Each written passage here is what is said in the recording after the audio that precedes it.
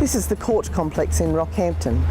Different courthouses have different security arrangements. Rockhampton has got a security gate and we'll take you through.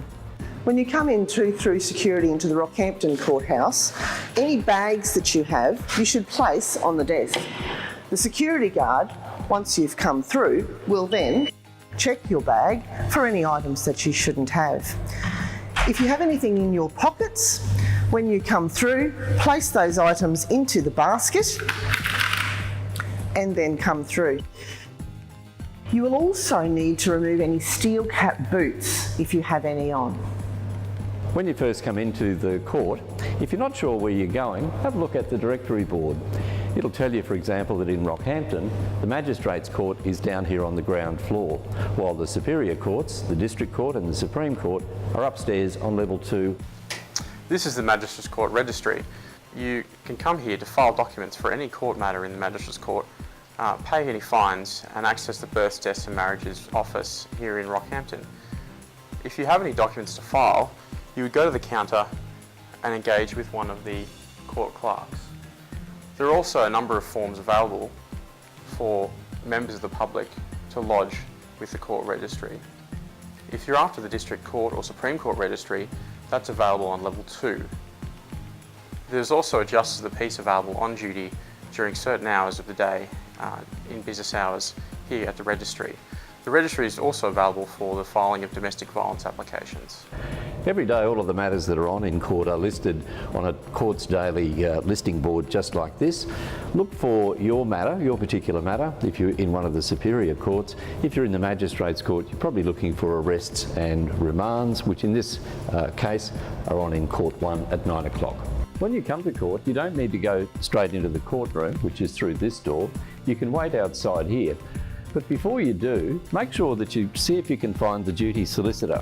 There'll usually be a duty solicitor available most days, so just let them know that you're here, have a conversation with them and let them know that you'd like to talk to them about your court matter before you go in. You might also look for the police prosecutor, who's often sitting outside until the court starts. You can have a conversation with the court prosecutor just to make sure that you're in the right place. When you come into the court, acknowledge the court with a simple bow of your head and come in and sit down in the public gallery. When you enter the Magistrates Court, a representative of the Queensland Police Service, the police prosecutor, will sit to my left. When it is your turn to come to the table before the court, you'll be sitting to my right. As you can see, the magistrate sits on the bench at the front of the court, and to their immediate right, in the level below, is their assistant called the court clerk. If there are any representatives of Youth Justice or Probation and Parole, they will sit immediately between yourself and the police prosecutor in the middle.